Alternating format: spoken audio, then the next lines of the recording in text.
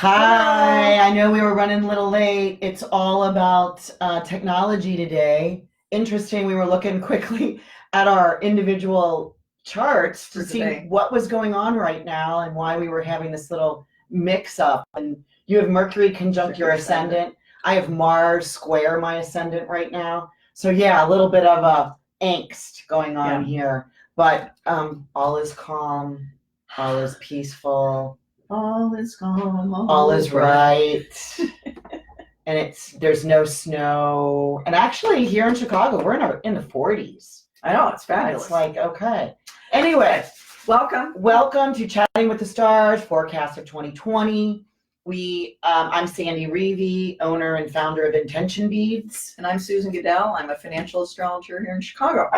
And happy solstice, my favorite day of the year. Yeah? Yes. Oh yeah, I used to not like it because it was so dark. Uh-huh. But now I love it because it means that the light is going to start up again. Right? Yeah. Because it's the solstice. Sun stands still.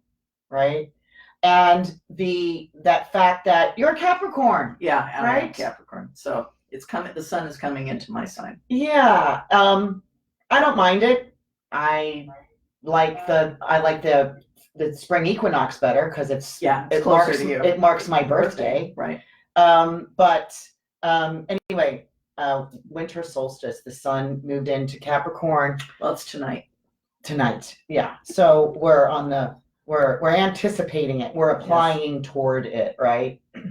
Mm-hmm. So we're waiting, and thank you for your patience in the last, 4 or 5 minutes. And we're going to kind of wait around a little bit and talk, cosmically, make some things up while we're waiting for a few more people to come on. But let's talk about this. Yeah, go ahead. So if you've registered, these. If you've registered here, you would have gotten this in your inbox. The year ahead, the 2019 to 2020, which just does look back. It cues you in some questions of 2019, asking about some of the things that has occurred and some of the things that you want to pull in for 2020. So it's a really nice booklet. Register for this. It's free. And you'll get this and you'll get to print it out. We used to mail it and stamp it and put all kinds of things in it. Life is too busy. And it's just easier for you to go ahead and either keep it online. And PDFs are easier. Or print it out. I'm the old-fashioned printer outer.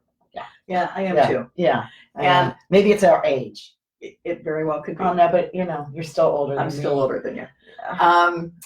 But at any rate, the winter solstice, no matter when you were born, the winter solstice is a lovely time to do that review of the last year and a looking forward for the new year. The winter solstice, when the sun is at the very bottom of its travels and stopped and getting ready to turn and start slowly climbing up to where it peaks in the summer, is like a new moon. Mm-hmm. So it's a great time to plant new seeds, to have new ideas, new visions about what you would like to manifest in this next year. Mm-hmm. And 2020 is it kicks off with a bang in January and really doesn't let up all year. No, and we're going to review some of that, all of that actually, in this next 2 hours. Yeah, we're going to do kind of a full year overview, and then we'll come back and at the end focus on Q1 specifically, like we do in our quarterly gigs with you, where we go through the calendar and mark no interesting dates for you to put in your calendar. And of course, we have our favorite dates. Yeah, my favorite dates. This whole year. Part. Yeah, I do too. And I added some dates. I overachieved this time. Well, you know what? I over-prepare and then go with the flow. So I also have cautious dates. Yeah. One cautious date a month. And then I have an astrologically uncommon day once a month. planets once a month. meeting up. Yeah.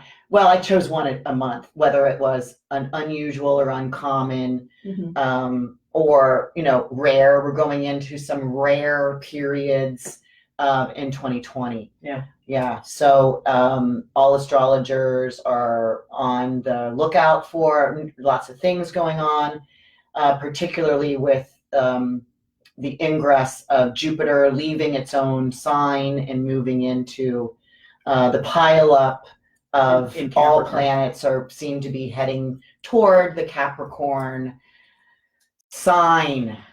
And where that house is, where that Capricorn sits in your individual chart, will be a very active period for you this 2020. But Yeah. So we're getting ahead of ourselves. So just want to shout out to Dana, Nicole, Denise.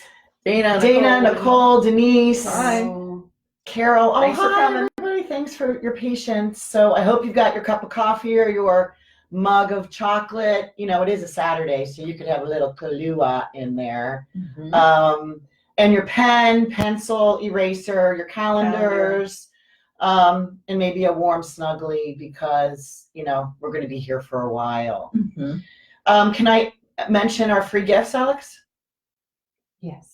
However, they have to register to get So Okay. so when you've registered, and there's still time to register, and you go on to, Alex is putting in a little chat in there A now. little link to register. To register, I'm offering the collection, the set of the chakra bracelets, which are retailed at $70. I'm giving 2 of those away. You have to be registered, and and there's no fee for registering.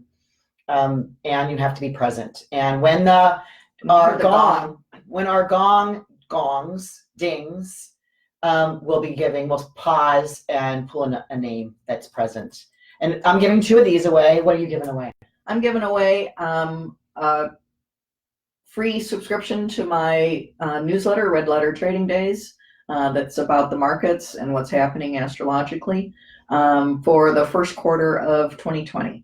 And I know, Carol, that'll be interesting for you. Yeah. And 2 of those. And 2 of those. Okay. And so I'll give 1 away, you give 1 away when the bell dings. Yeah. Ooh. You know, I always love the unknown.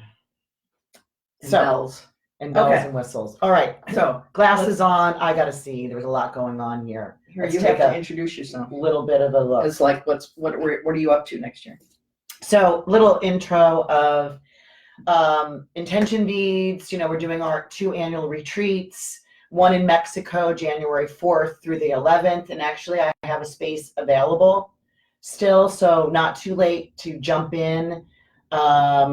Literally jump A good time in. had by all. Yeah, and when you arrive back home, that first day home is that Saturn-Pluto conjunction that we're all talking about, which will be a theme for this year. Also Bali, which is in April 20th through the 30th. We're halfway filled with that. I'm quite surprised that this far away, we're halfway through. We also are, I'm also hosting a Your Solar Powered Year webinar, January 25th at 11 o'clock. It's about a 2-hour where I go in personal and in advance give you, I think it's $144. You give me your birth information and I give you 66 or 67 days that every year the sun will be either aspecting in a sextile, square, trine, conjunction, opposition, all these dates. And I give you a little pre-written quote about what that energy will be like for you. Now that's barring any other big Saturn, Pluto, Jupiter aspects, but those are things that will happen. So I'm hosting that again. I'll do that every year. But if you came in last year, you don't necessarily need to, because it's the same dates. But I know some people are already coming that have already been here last year. They just want more information. It's just confirmation. Yeah. A reminder. What about you? What's up with you? What's up with me? My book is still on Amazon, Trading in Sync with Commodities. It's about, I look at 6 different commodity markets and how their natal charts work and how they've responded to market highs and lows. I think the more I study it, the more relevant I think it is. So that's a cool thing. That's on Amazon. And I've got a couple speaking gigs lined up for 2020. In September, I'll be speaking at the ESAR conference in Denver on riding the financial waves from 2020 to 2032. That conference runs September 10 through 13.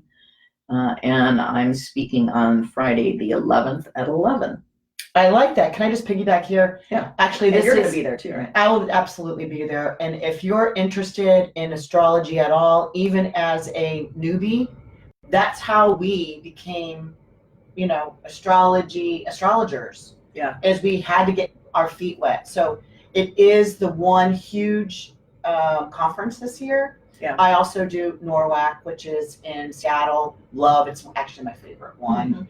Mhm. That's around the Memorial Day weekend. But anyway, sorry to interrupt you. And I just got an email from ESAR that they've got 400 people registered already. They're anticipating maybe 750 total. That's a lot. So that's a lot.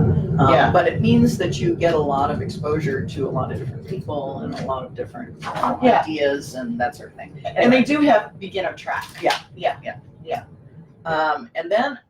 then I'm going to go to India for the first time ever in December to speak at the Institute of Vedic Culture in Kolkata. And if any of you have any tips on traveling to India, I am all ears. Never been. I have a few. And so I'm getting excited about that. I got to figure out how to get shots and whatever I need. So that's a conference where they bring both Western and Eastern astrologers together to share ideas. And I'm going to speak about the Indian stock market at that conference. And Congratulations! That's a big invite. Yeah. And what's really interesting to me is that the Indian stock market follows the same principles that I researched and wrote about in my book for the US stock market.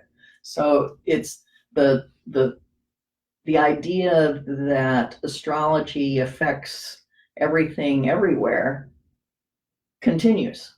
Mhm. It doesn't matter where it's. Yeah, it's on the other side of the world. Yeah. Yeah. So that'll be fun. Interesting. Good. Yeah. Good. And can I just also introduce your new hairdo? No, you got a new hairdo. I like it. It's got From our new hairdresser, yeah. Adriano. Yeah. I like your new hairdo. Thank you. Every time you come in, it's like the swoosh. You get to Yeah, do the the swoosh now, like swoosh. I can do. Well, not as Anyway, swishy as yeah, yours. yeah. And I've got a new website, SusanGoodell.com, where I can book appointments like you guys can. I'm cool now. Subscribe to my newsletter, and I'm gonna be better about putting stuff up on my blog. So I'll have lots of posts on my blog coming up. So SusanGoodell.com. Yeah, that's the Jupiter and Capricorn for you. Yeah. It's like everything I want to do, I'm going to get serious about. Yeah. Okay. Yeah. There's a question already. Okay. When is the Denver conference? September 10 through 13. Repeat the question. Oh, the question was, when was the conference, the ESAR conference in Denver? And it is September 10 through 13. And I think you could find, what's the website? isar.org. Org, I think. Maybe. So ISAR, ISAR is the International Society of Astrological Research. We're members of, and it seriously, we'll be there. We're your friends, so you can hang out with us. Yeah. But get You'll in. have a booth. I'll have a booth, and I'll be attending classes, especially this one's. And they're still doing early birds. They do various early birds. I think the best price is gone, but now there's another early. They do several, advancing or Yeah. And actually, the email I got just this week was to encourage. This is to the speaker list. It was to encourage people to book their rooms because they're going quickly. So if you're interested, check it out and get your room in order. Oh, I got to think if I did or not. Yeah. I have to think that. So Anyway, we would It'd be love great to to see see you there. you. Yeah. Come on. Be part of it. It's a community that is growing. So you will not be the only newbie there. No. It's And actually, there's a lot of international people that come in for this conference. that you don't get to see very often Yeah. as speakers. But also too, the last few conferences that we have gone to, there's a explosion of young Yes. Yes. young folks coming in and being students, and then boom, being astrologers so fast Yeah. because there's so much information available Mhm. to the young people or anybody at whatever age is wanting Yeah. to be an astrologer. Not so much when we kind of started. We didn't have all the We were the young webinars.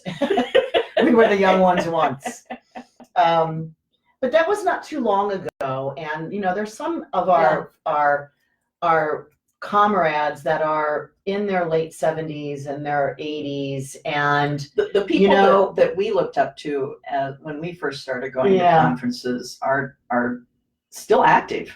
oh yeah, and some of them are moving on to the higher sky, but now is the best time to get in and see this wisdom of this ancient techniques and finding your tribe. That's Yeah. what we did. We found Yeah. our tribe. Yeah. Anyway, conferences are a ball. So. And you might even by day 2, you might even start understanding the jokes, the tabletop jokes that are going Okay, well, on. it took Oh my me God. it took me Yeah. until my second conference until I got the jokes. It's like Mars on my ascendant. Be like, oh my God, I'm staying away from you. Yeah. Okay, so are we So, ready? 2020. Oh, Another question? What age range do you find to be young for the astrologer? What age range do we find to be young? Anybody younger than us? I think 20s, 30s. Yeah, no. I kind of guess when we got into it, say 18, 20 years ago, that would have been 40s, in our 40s. Yeah. But there are teens going. Yeah. There's There people are in under 20. There are people that have not had their first Saturn return, easily. which actually happens at 29. So really, any age is young. Remember the optimistic astrologer that someone titled me? I'm like, everybody needs to go, but we really do see a upsurge in the young folks that are identifying with astrology. Yeah. And having it be their actual livelihood and their career. Mhm. So Which is great because we kind of skipped our generation in Mhm. being able to do that. Mhm. So we can see, because of the uptick, we see that there's a need for astrologers, a need for this language. So come on now, because you'll start listening in the 2020s. I mean, we're into a whole new 10-year scenario. And there's so much about astrology available online now that I think we're at the point where it will be really helpful for you to understand it from the appropriate, listen to me, Capricorn, from the appropriate sources and direction, so that you can discern what you're seeing online. Is that good or is that bad? Is that someone Proper. who really understands astrology that's telling me this, or is this someone who's just making it up because they think it's cool and they can get a lot of clicks on it? There's a lot of that online stuff that you have to deal with, and you have to decide, is this real or is this not? Is this somebody I want to follow? Yeah. Am I And learning? speaking of astrologers, we have Rick Levine on Instagram saying hi. Hey, Rick. Rick, oh my gosh, now he's one Yes. to go see. I know you've sure. got it. Rick speaks everywhere he goes. I think one year I saw him somewhere and he's like, I'm not speaking here, but I'm here. And so Rick he also has his own webinars and his Instagram. So Rick Levine, he does Planet Pulse. Brilliant man, fun man. Love you. Met you at the first ESAR conference in Italy, and Wow. our castle. Barbara. So with Barbara, and so yeah, thanks for coming, Rick. Thanks for coming. So, were you ready? We ready? Yes. Come on. Yes. Are we grouped together? Let's huddle. Give me one last itinerary. Last itinerary. Okay, so Okay. we're going to go over overview of 2020, and we might pull a little few things of 2019 in, kind of to sandwich that, and then we're going to go into quarter one, day by day or aspect by aspect, and give you, so you will have your calendar to write some things down on days to watch. And then, of course, our favorites. Yeah. Is there anything more Quarter by than a review on that? Hmm. And the ding, don't forget the ding. The ding will give us, Okay. we'll pick our free gifts we're giving away, but you need to be registered. Okay. So- Still time to register. So it says 2020 overview, but of course I have a date for 2019, which is December 27th. Next week, Friday, after Christmas. We talk about Mercury being Cazimi Mhm. when you get, and I've got a whole list of dates when Mercury is Cazimi this year. And Cazimi is when a planet is so close to the sun that instead of being blocked out by the sun, it's super energized. The heart of the The sun. heart of the sun. The heart of the storm. Clear, clean, you know. clear. Energy. Yeah. Energy. Pure. The pure yeah. energy of the planet comes through at an extreme heightened level. And Mercury is important because it's about ideas, and it's when you can get great aha moments. Well, anyway, Jupiter does that next Friday when Jupiter is conjunct the sun, or what vice versa, the sun is conjunct Jupiter. Jupiter is Cazimi. These are all central times. Next Friday, 4:20 a.m. to 10:22 p.m. So all day. And I'm making talismans here. I'm Yeah. pulling away from my holiday parties in Ohio to make talismans on this day. the sun is exactly conjunct Jupiter at 12:25 p.m. next Friday, December 27th. And for me, as the financial person, my note about it is to pay attention to the ideas and things that happen that could bring you long-term financial Mhm. success. They're in Capricorn. That's about the long-term part. Jupiter is about expansion and being successful and joyful. So next Friday, take some time to consider what you can do that really will put you on a good long-term financial path. Yeah, because it's all about stability this year. It's a slower path one will be taking that provides success, Mhm. right? But is not the quickies. Mhm. Yeah, it's not Mhm. the quickies this year. It's for Okay. one. Which, is good information to have, right? That we're not looking for, that kind of lottery kind of like, a sudden amount of, although somebody in Ohio, I was hoping it was more of my family that won the $352 million on Oh, did they win? jackpot. Oh, Yeah, I it was didn't even Cleveland, play. not Darn. Cincinnati. Anyway, okay. So continue for the overview. Okay. So really in 2020, what's fascinating to me is that normally you see hard aspects among the outer planets, several and in the year, and they're different. And by outer, I mean Jupiter's the big ones that go beyond Jupiter, Saturn, Uranus, Neptune, Pluto. This year, there are only conjunctions. There are 3 planets that meet only by conjunction in 2020. Saturn, Pluto on January 12, 1 time. Jupiter, Pluto, 3 times. April 5, June 30, November 12, and then, actually to me, the most important one is Jupiter conjunct Saturn at the solstice a year from now in Aquarius. The first 2 sets are in Capricorn, which kind of will be the tone for the whole year. But I am so looking forward to the Jupiter-Saturn conjunction in Aquarius at the solstice next year, because it sets us on energetically on a completely new path. And we'll instead of Capricorn, that Earth sign moves into air. So Yeah. it's more. There's more action. There's more activity, thoughts, ideas, Mhm. newness. Mhm. Right. But the big thing to know is that for 2020, these 3 conjunctions are big, and conjunctions mean that the cycle starts anew. So Saturn, Pluto, this is like a 30 to 40 year cycle, 35 to 40 year cycle. Jupiter conjunct Pluto is about 13 years. Jupiter conjunct Saturn is about 20 years. We're ending, so that means if they're conjunct, it means that we're ending Completing, yeah. similar cycles and beginning new ones, all in 2020. Don't we know Yeah. that? Don't we feel that? Yeah. I don't know if I'm cold or I'm getting goosebumps. So, Yeah. Yeah. Yeah. Your hair just flinged, by the way. I Oh, hope. did it? Do you like that feeling? Sometimes it falls fawns. into my eyes. The fawns Yeah.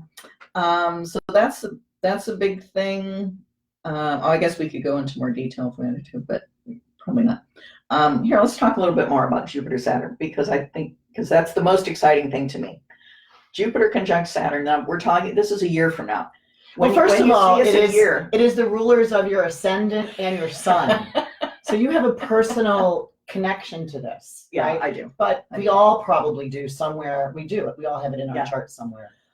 I think the Jupiter Saturn conjunction a year from now on the winter solstice at 0 degrees Aquarius is absolutely the most interesting aspect that any of us alive anywhere on the planet, no matter how old or how young you are, will ever experience. Jupiter Saturn conjunction, and I'm particularly interested in it because it's connected with the economy and it's a 20-year cycle that has economic that we look at for where the economy is going and what it's doing. So Jupiter and Saturn have been making conjunctions in Earth signs since 1842, which means that the economy has valued things of Earth, physical stuff, the manufacturing industrial revolution that makes stuff, Products, yeah. products, Earth, tangible. the rise and reliance on physical money, Material. material, Possessions. things. Mm-hmm. Jupiter and Things. Saturn being conjunct in air starting next winter, and on the solstice makes it just like doubly, triply, quadruply important.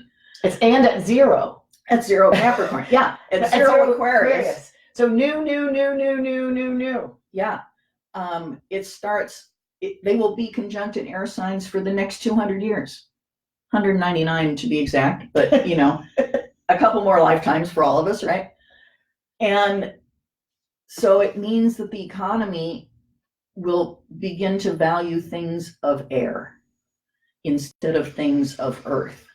So things of air, ideas, technology, intellectual property, artificial intelligence, Webinars. communications. Yeah. The date again, it's the solstice. It happens exactly on the 21st of December next year, is the Jupiter-Saturn conjunction. So exactly a year from now, and I'm sure we'll talk about it in a year. We'll talk about it all year. We'll talk about it all year. And so for starters, one, those are the kinds of industries I think that the stock market will begin to give value to, and you could make money in if you are looking for companies that support those kind of things. Mm-hmm. And it's also about collaboration and cooperation. So Community. Yeah. community. So that's what will be valuable in the economy. So work in those industries, trade those stocks. You work there, your kids work there, whatever. Look for things of air to be supportive of. Now we had a little preview due to the way the planets move. You get a little preview, and our preview for what this air economy is going to be like happened from 1980 to 2000, which if you were here with us then, you remember you got a computer at work, and then, oh my God, you got a computer at home. Wow, that was a big investment. Which was a box like this and a screen like that. And then you got a cell phone. Oh my God. And then You got a car phone first. That's Yeah. fine. and then you got an iPod. And then you started trading stocks online.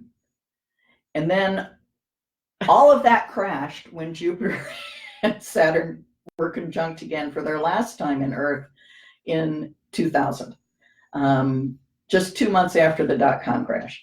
So, but that's what we're headed for. That little preview from 1980 to 2000, when all that technology entered our lives and kind of went like it was so new that we didn't really know what to do with it or how to deal with it. Yeah, it made one nervous, right? It was Yeah. that kind of higher frequency of Mhm. like, how do we handle this? It might have been a kind of a restless time because we didn't Yeah. understand it. Yeah. And so that's what the next 200 years is going to be about. Those sorts of things.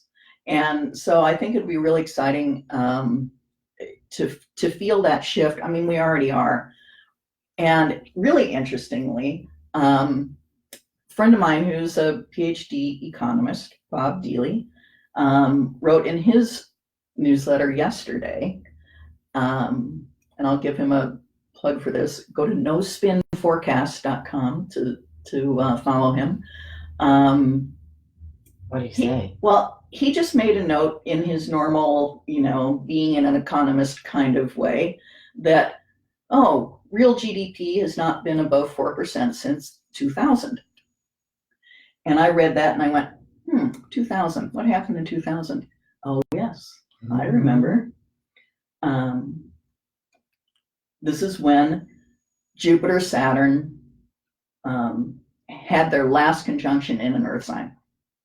And so I wrote him a little note and I said, to me, what this says is that the economy already is understanding that the things of Earth are declining in their ability to move the economy forward, and that we have not yet transferred and made the transition into the economy being supported in a vibrant, big way by the things of air. Mm-hmm. So for me, that was just confirmation that the Earth economy, Mm-hmm. the things of Earth driving the economy are declining, and that we're getting ready for things of air to drive the economy. And so to me, that's the biggest thing for me in 2020. I think this is the coolest transit ever. I think it's the biggest thing that we'll ever experience, any of us. Wow, so let's just sit around and wait for that. Probably not. Okay, let's get into, you want to do orders? No, you want to talk about Venus, Mars? Right, so retrograde? this is the year that Venus and Mars retrograde. I mean, kind of thank God not at the same time, but Venus goes retrograde every almost 2 years and Mars almost 2 years. And they haven't been retrograde since 2018. So they skipped their retrograde period in 2019, and 2020 gets them both. And I think one is in what? Venus is in Gemini. Is that May? May 13th, and stays retrograde for 40 days. June 24th. I like to say 40 days and 40 nights. It's my thing. I don't know. It's my Catholic religion. It's the one thing I remembered. And then Mars goes retrograde on September 9th. September 9th. Yeah, September 9th. Through November 13th. And in its own sign of It's on Aries, and it hasn't done that since 1988. So this is the tail end of the election cycle, plus a little more, when Mars is going to be retrograde in Aries. And then Mercury stations direct the morning, around noon on the election day. Mm-hmm. So it's like our folks need to go to the polling building a little later at the end of their work day, later that day, when Mercury is not retrograde. Mm-hmm. We'll talk about that. Yeah, more. okay. All right. Go. What else? What else is big? Susan did the That's it. overview. That's it. I did all the dates. The 3 big cycles. We're ending 3 big cycles. We're starting 3 big new cycles. Saturn conjunct Pluto, which is about in Capricorn, transforming business and government in a responsible kind of way. Yeah. Pluto's been there for how many years? Years. 10, 15 years, Mhm. maybe 12 years. Pluto Has been in Capricorn how long? since '08, Okay. since the start So- of the financial crisis. Yeah, 11 years. And now here comes, Saturn went in about, 2 years ago, but now they meet up for the first time. And they're only going to get one meetup because Saturn will move on past the Pluto when Pluto stays. Yeah. Pluto stays there for a little bit. And then Jupiter conjunct Pluto, optimism. About the change and about About the the change. transformation, Mhm. about the evolution, but still it's slow. Mhm. And then Jupiter conjunct Saturn, which I've gone on and on about already. Okay, so are we ready to start? Yeah. January. No, let's do Q2. Okay. Don't you think? She's in charge today because she's Capricorn and Saturn's there. Yes. Although it is sextiling my Pisces. So you go ahead. I'm just Is that gonna be all over right? here. Yeah. Oh yeah. I'm not gonna fight with a Capricorn. Okay, well, I'll be quick. Yeah. I'm gonna just hang out over here and think about We'll do- lovely things. No, we'll spend like the last hour all on Q1. No, I'm good. Okay. You talk. I'm gonna meditate. Okay, over so Q1 is about the Saturn Pluto conjunction. And so we'll talk more about that later. But there was another question. So is the Jupiter Saturn next winter solstice December 21? The next winter solstice is. They're on like different dates. Hang on. Well, I can look at right here. I've got it right here. December 22nd. Or it Actually, could it's the be- same day, December 21. Late. The sun moves into Capricorn at 4:02 a.m. on December 21 next year, 2020, and Jupiter is conjunct Saturn at 12:21 p.m. So like 7 hours later, both on the same day, December 21. Which Yeah. So once that's again, like 1 year from right about now. yeah, Yeah. So that this huge conjunction paradigm shift in my book happens on the winter solstice. Once again, like today, Yeah. Like starting it again. a new seed, a new moon, a new way of looking at things is emphasized with like as much beat us over the head from the universe attention that can be paid. Mhm. All right. I'm ready for it. Yeah. We gotta wait. So Yeah. we got some work to do. We do got have some work things to do, and we've got a year to do it, and we're aware of that now. We Yeah. got that, Susan. We get it. Okay. I see you. Yeah. That's Okay. my big message for the day. So Q2 2020 highlights. Mine are basically economic. I think there's we'll talk about it more when we get into the weeds with Q1, but I think there's a kind of a last chance for the S&P 500, the stock market, to make a high. In Q2, its last gasp chance is the second week of May, when Saturn, Venus, and Jupiter all go retrograde in the same week. This is not good for the stock market to have the two economic planets, Saturn and Jupiter, retrograde, plus Venus. Yeah. Plus Venus. The last time Venus and Jupiter were both retrograde, which was January, February 2014, together at the same time, the S&P fell 6%.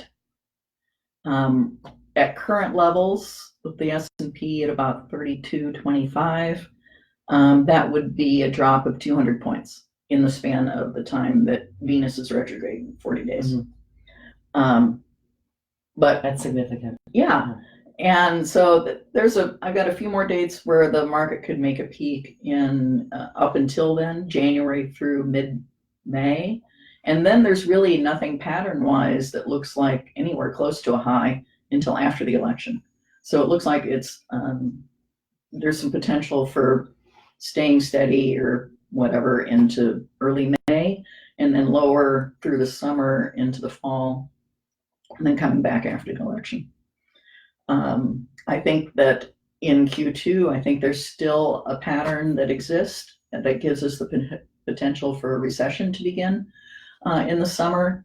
And that pattern for me is when Jupiter is in hard aspect to the outer planets, and this year it's conjunct Saturn and Pluto both.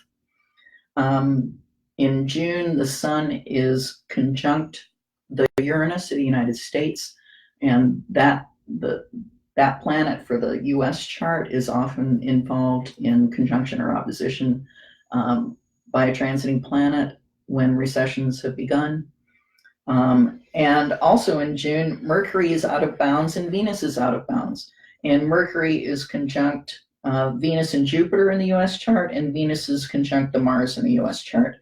Both out of bounds. Both out of bounds, which means that they're uncontrollable. They are working at their extreme in terms of action, spending, money. They've gone rogue. They've gone rogue. Yeah. They're free to do what they want. So once again, but even if a recession could start next June based on the astrological pattern, doesn't mean that we'll know that, because the group that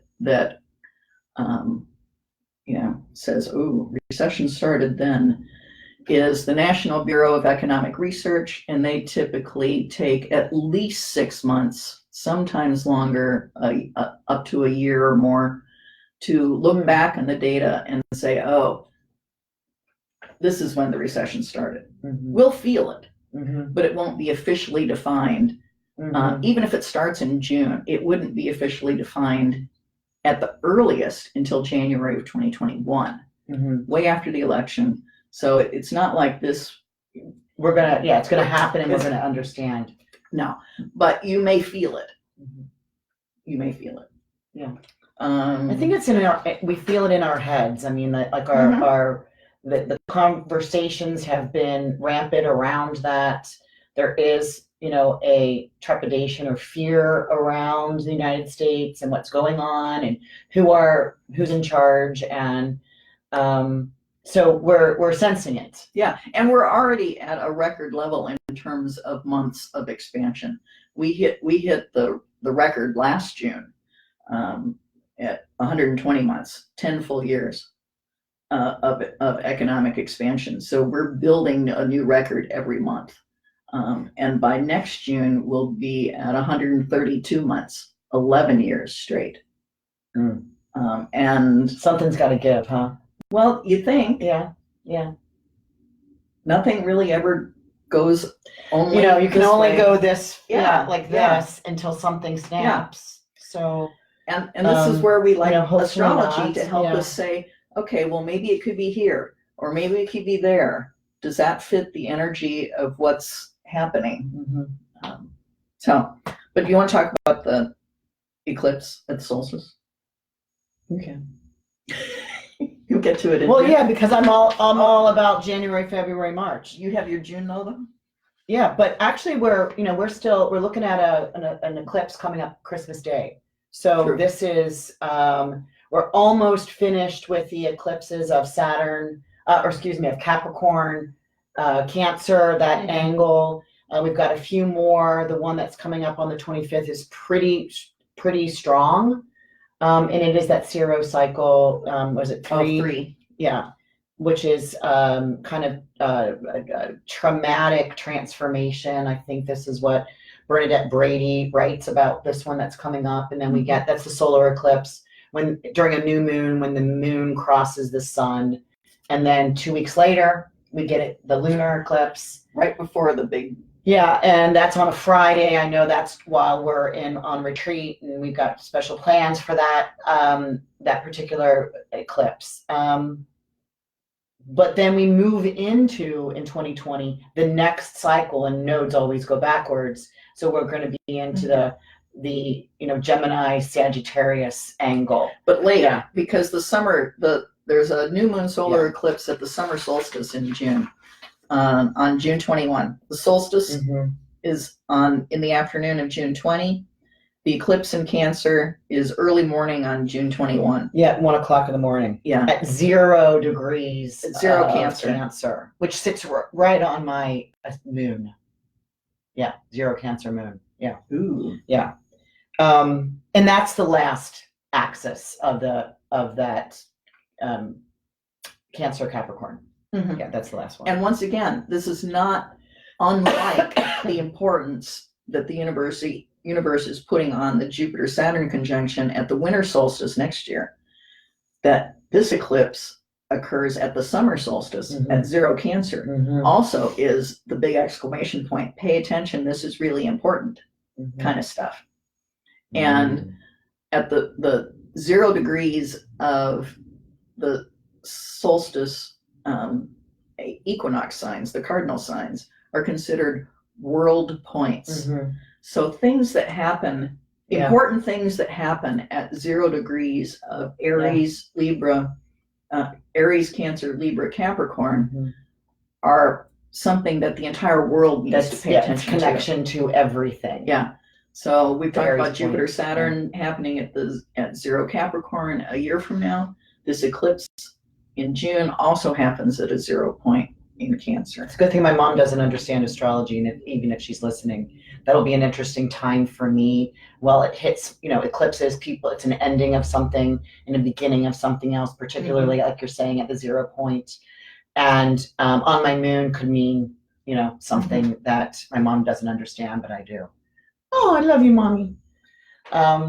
So yeah, lot of energy is, we're getting kind of bombarded, but we can stay grounded in it, like making sure that we're doing things long term.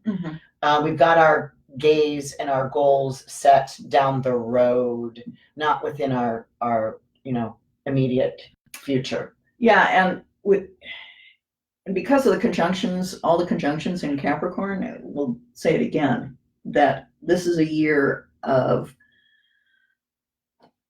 do become grounded. Do figure out what it is that you want to hang on to. What will support you for the long haul.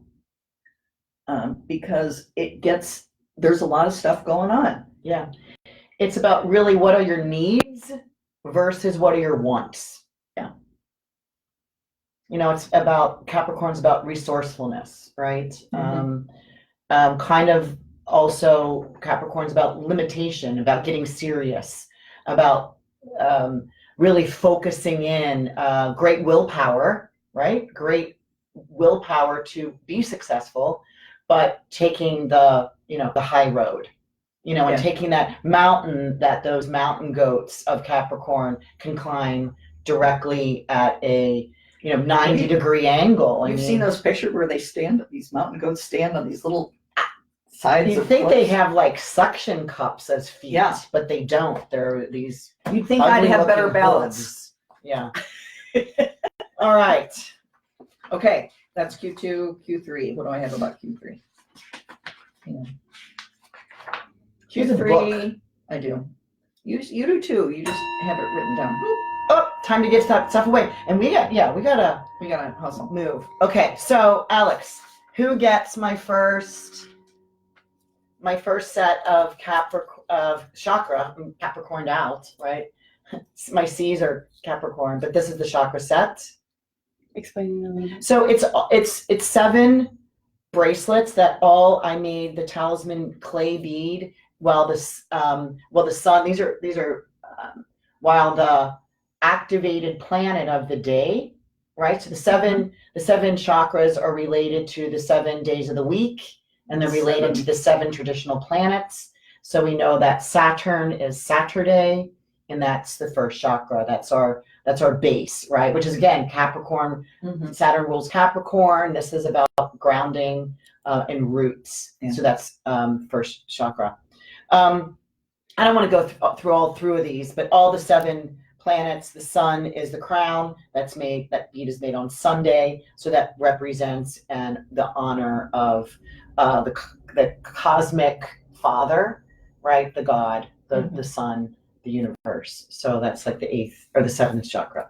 Anyway, giving this away to, So I need you to give me a number from 1 to 39. I want 23. Number 23 Michael Jordan. is Oh, Michael Jordan's number. Is he here? Lynn Veneziano Fry.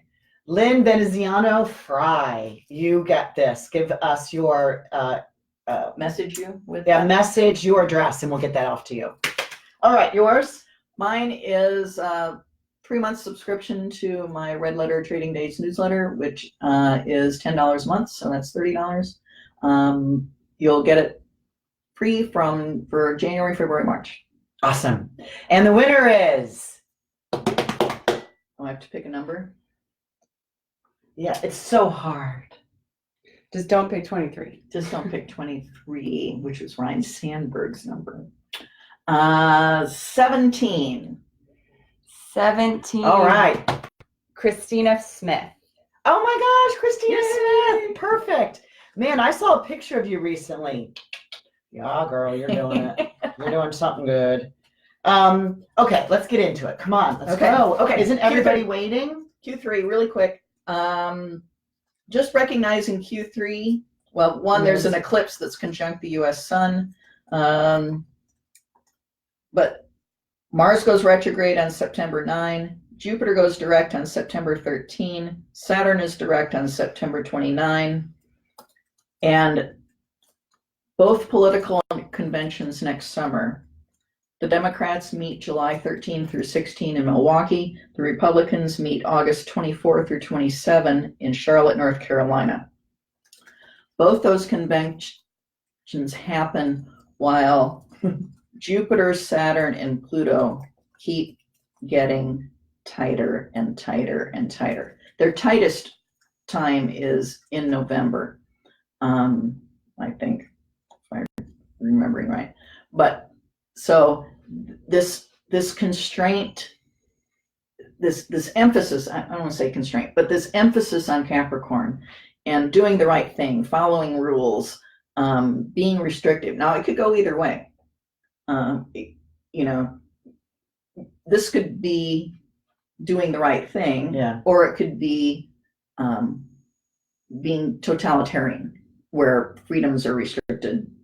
I mean, there's restriction involved, and the question is, do you do it via rules, or do you do it because there's one person Somebody's in in charge who charge, says, yeah. you all are going to do it this way, and it's my way. Personally, I think because this is Saturn's own sign of Capricorn, that Saturn will do the right thing. That Saturn is here to be in charge of the crowd and say, no, we're doing it the Saturn way. We're taking Because that's the way you would do it, right? Yeah. So yeah, that's how we're taking view the is. long Yeah. haul view. We are Yeah. doing things Yeah. that will have permanence. Yeah. And to do that, rules are helpful. Structure is Yeah. helpful. Organization is helpful. Yeah, That's what the Saturn the brings to the party. Constitution, that long Yeah. booklet that we all got when we were in 7th, 8th grade, really is. It's the roadmap. It's what was set in operation 200 and something years ago. Yeah. And now that's getting tested because of Absolutely. these astrological configurations that are happening, particularly the Pluto in 2027. But 2022. oh, I thought Pluto Pluto comes on conjunct the United States. Pluto and It's 2022. Mhm. Then, but that's the theme. Yeah. And now that we're in the 2020s, it's the theme for a period For of next time. year. Yeah. Q4. Oh, here it is. Yes. Jupiter, Saturn, Pluto are their very tightest November 8 through 13. Our election is November 3. Mercury goes stations direct on election day at 11:50 a.m. Central Time. So like Sandy suggested earlier, maybe you want to vote after that time. It could mean because Mercury is retrograde during what is becoming a longer and longer early voting period, that those early votes may come into question, or they may have to be recounted, or there's something that is amiss with them. that the technology failed in some sort of way to recast, whatever. Yeah. So best to do it after work that day, before the polls close. Yeah. And then for me, I think that there's the patterns I look at for the S&P 500. The strongest one of the year to me for a low is on November 10, which is a week after the election. And the strongest one for a high for the year for me is December 4. So that to me says that whatever the election story is, that we'll find a bottom right after, which means that there's optimism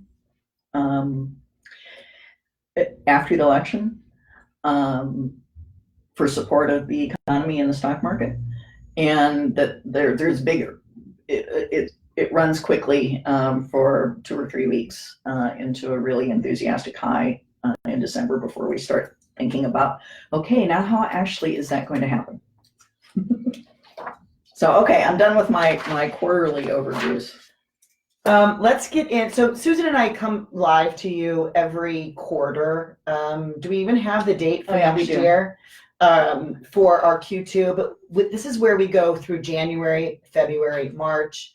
It looks like we go day to day, but we're going aspect to aspect and talk about what you can actually write to in your calendars.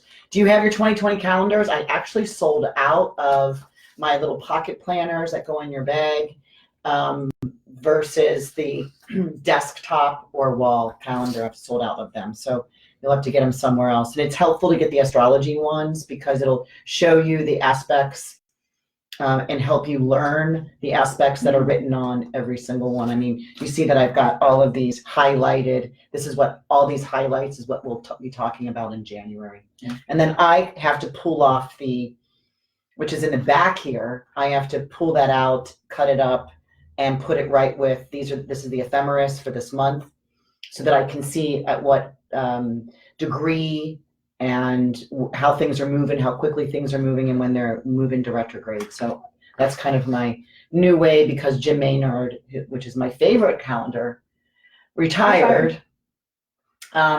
And not publishing that anymore. But I think next year I heard somebody's picking it back up. So I'll be selling those next year. So anyway. But anyway, our quarterly, Yeah. our next quarterly will be Saturday, March 28 from 10 to 11. And we'll talk about Q2 in the same. Yeah, more detailed And specific. Okay. But for calendars, here's what I do. And I've probably shown you all this before. I transfer the big aspects, transits over here. I transfer this all to my daily calendar. This is mundane transits over here. This is my business transits over here. And these down here, these are my personal transits. So I get a view of like, and here's something that all three are happening all one day.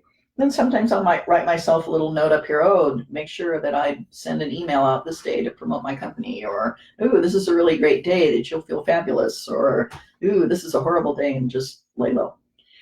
Do you take a sabbatical to do all that for about, 2 weeks? I start putting this calendar together in August. Yeah. Well, good job. Good job, Susan. So you're all organized and everything. I sometimes just kind of go with the flow and go, oh my gosh, why am I having such a difficult day today? And I go look and go, oh yeah, Mars square my ascendant. Okay. That'll be over in a couple days. Pisces? My Pisces. Capricorn. So, yeah. Okay. Which is why I'm like anxious to get going on January. And we start off the year we started off on the 1st, right? But actually it's Thursday the 2nd that we get the Mercury conjunct Jupiter.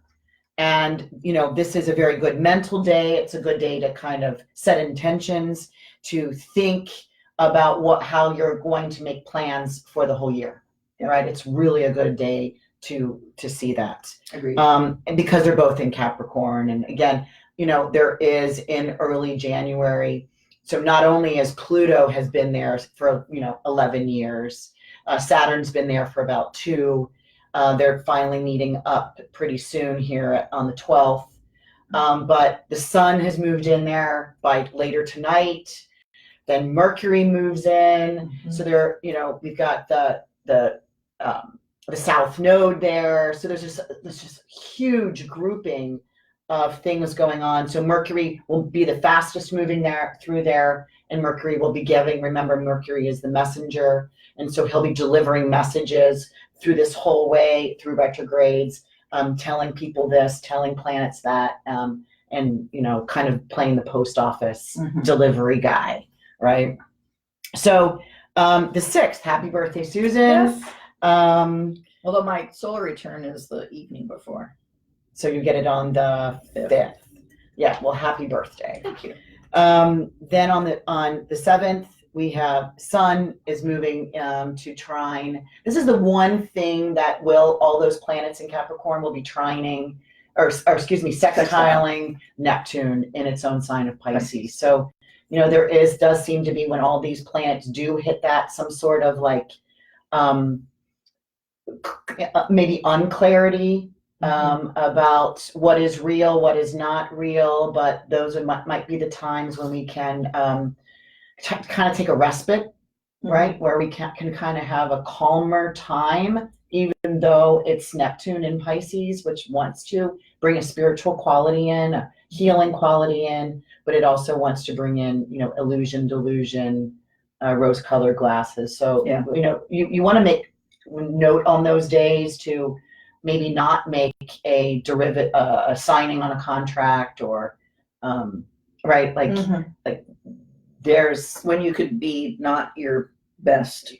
you're not your best thinker. Yeah. Yeah. It's a good time to, go have a massage versus going into a meeting. Yeah. And this is one of those days. So it's day for inspiration, a day for imagination. Actually, that's the day we're swimming with the whale sharks. Oh, fun. In La Paz, Mexico. Oh, perfect. With our retreat group. Yeah, that's what I picked for that day. Friday the 10th, early in the morning, 9:19 a.m. And by the way, we're giving all Central Time, so you'll have to do your time zone. But at 9:19 a.m., we do get the Cazimi.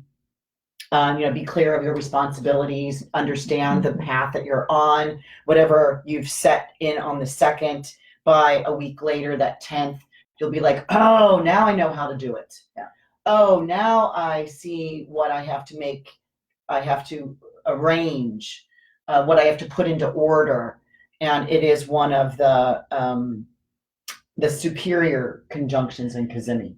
And we've that on the 10th, plus the eclipse, plus Uranus goes direct. Yeah, plus that. Big day. Big day. Friday, January 10th. Full moon, lunar eclipse, 20 Cancer, 3 South, sudden endings, traumatic transformation. With Sun conjunct Mercury and Mercury Gazini. Really pay attention on this Friday, January 10th, for, once again, those aha moments. And it's almost for 24 hours. It starts at about 10 o'clock on the previous night, Thursday, the 9th, and ends at about 8:30 on Friday, the 10th. The Cazimi part, where, you just get downloads. Yeah. And it's happening about 19 degrees of Capricorn. That's the Cazimi. The lunar eclipse is at 20 degrees of Cancer, and that Uranus is stationing direct in Taurus at 2 degrees. So, and it's been retrograde, it's been on this mark for 5 times. And it's the last time it's meeting that 2 degrees. Uranus? Yeah, Uranus. It's the last time it's there. So it's now, starting to move in new territory. Starting to collect and looking at new things that, there are about 4 degrees that it's already been on, but now gets to that's the last time. connect. Yeah. But then it moves on and it goes about 4 degrees beyond that. So it's moving into new territory, over the next, say, 5 months. Yeah. Yeah. That's good. So the 12th, another big Sunday the day. 12th. Which is the biggest day, the Friday the 10th or Sunday the 12th? And really, big. you have to consider them as a pair. Mm-hmm. They're both strong.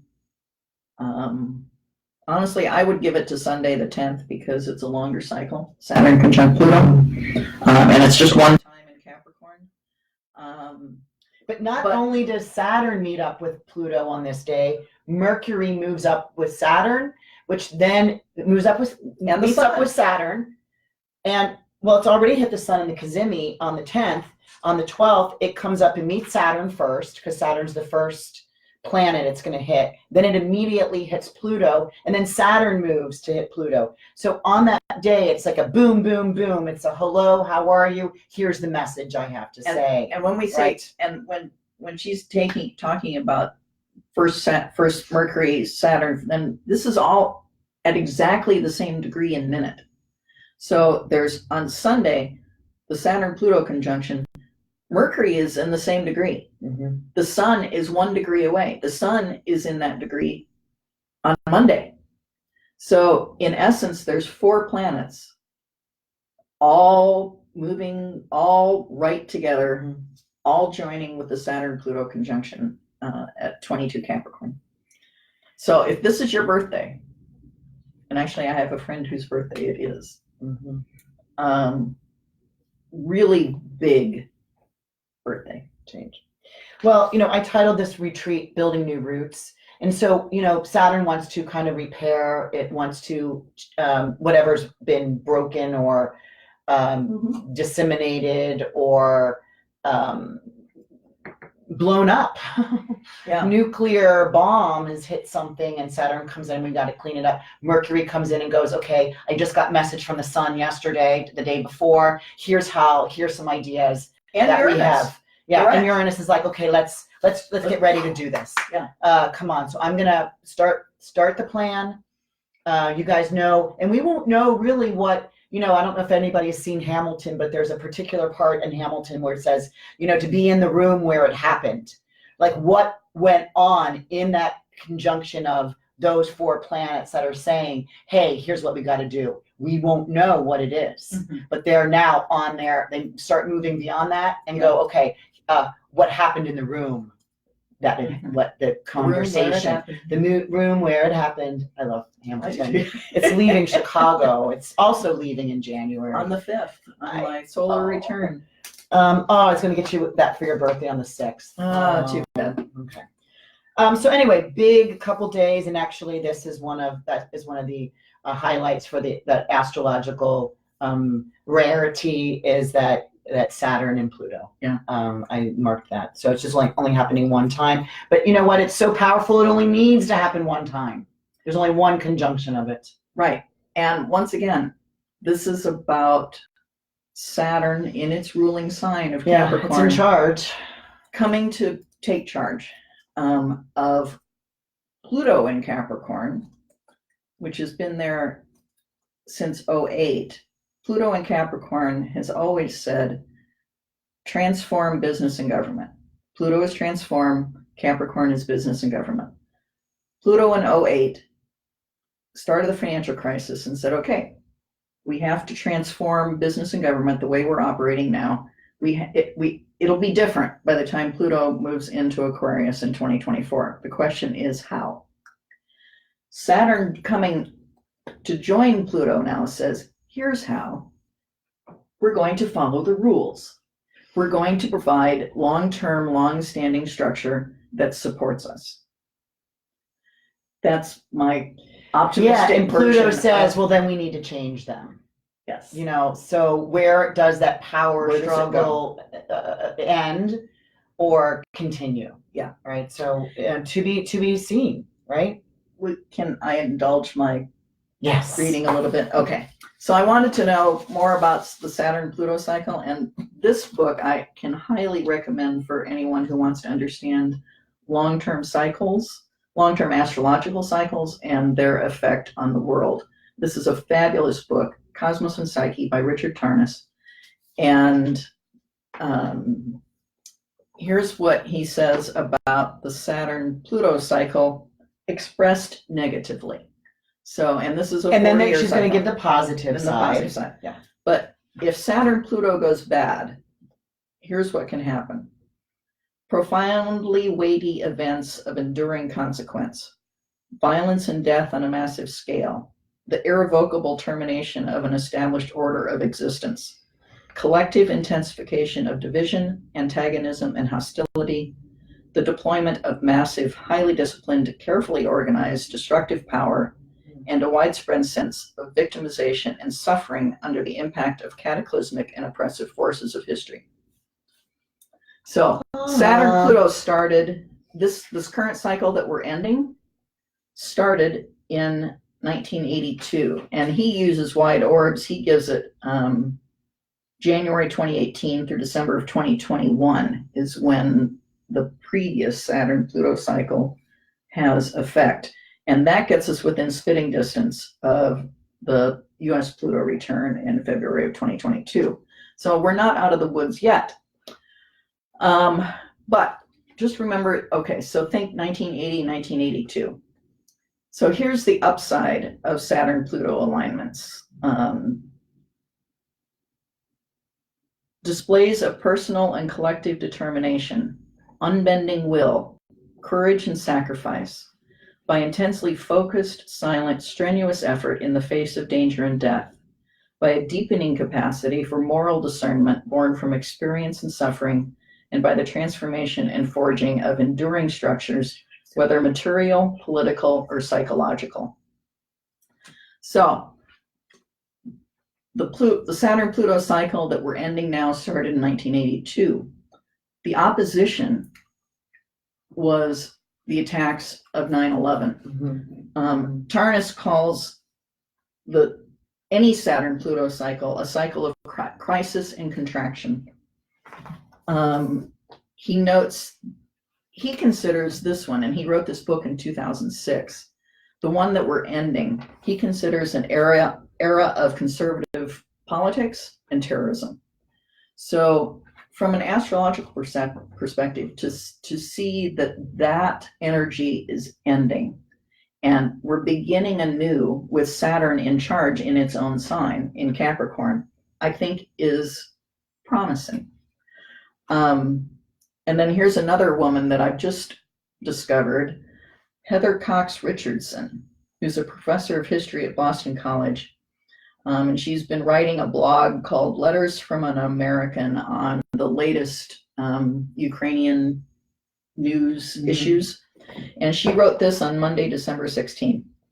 Quote, I watch news stories like this and the mounting outrage against Big Pharma for lying about the safety of opioids, and repeated stories about how tax cuts that were supposed to help us all have only helped the wealthiest Americans, and the increasing pressure of evidence against Trump's gaslighting. And it seems to me that after almost 40 years of refusing to grapple with reality, America is coming to a reckoning. Now, so in her last sentence, she says, we're ending a 40-year period, which Tarnas has just outlined as this is the Saturn-Pluto period that we're ending. 40 years of refusing to grapple with reality.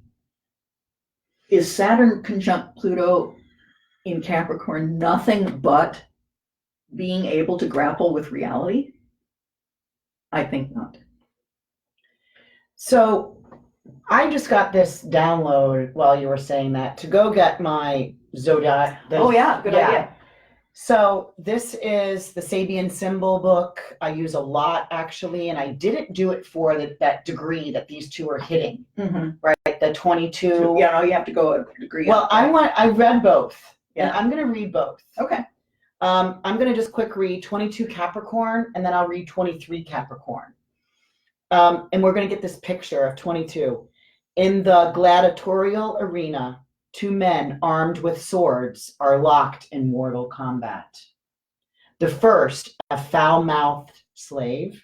The second, an aristocrat. Right? So completely two different sides in an arena, which means that it's being viewed, by many people, and they're locked in mortal, right? Like to death. To death.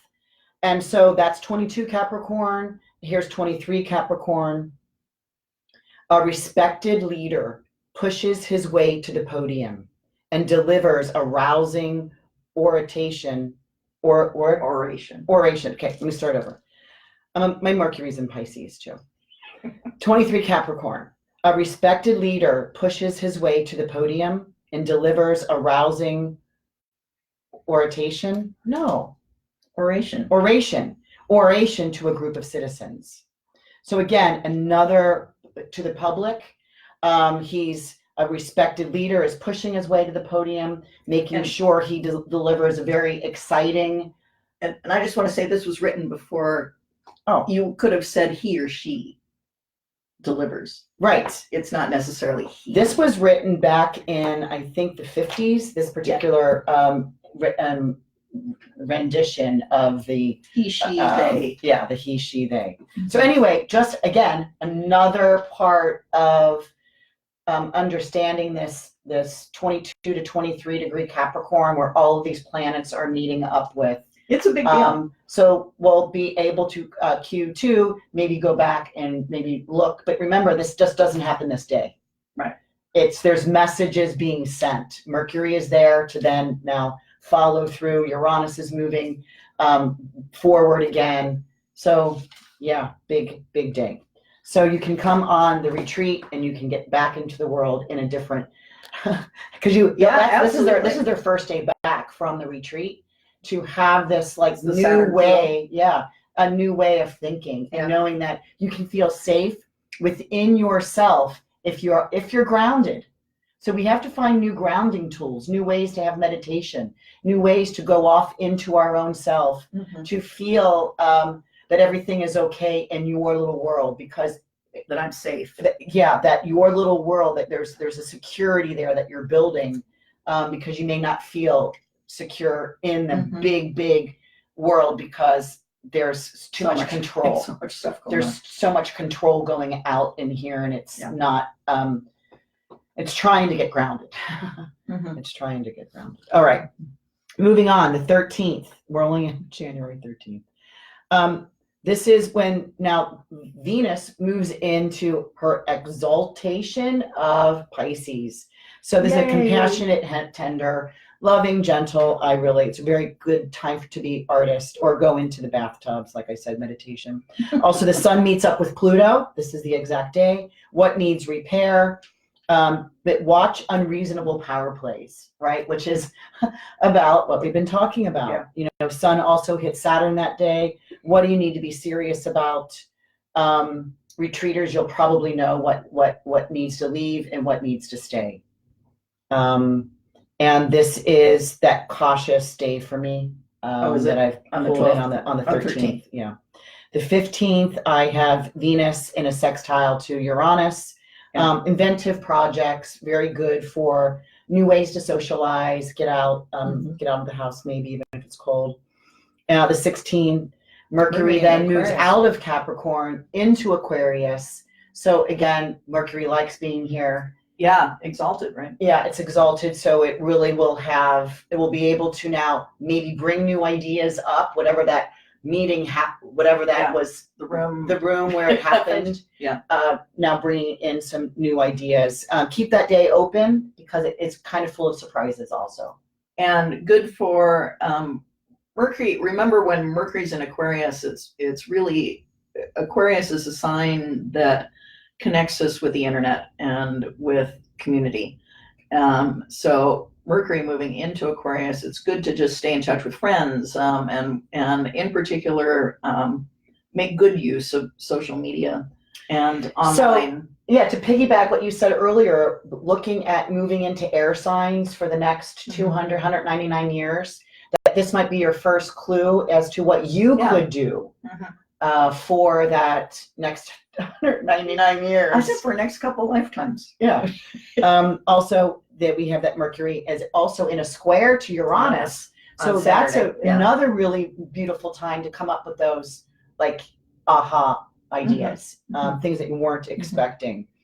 Monday the 20th, Sun moves, now the Sun's following, the Sun moves out of Capricorn, moves into the next sign, which is Aquarius. It's in its detriment. Sun doesn't really like being here.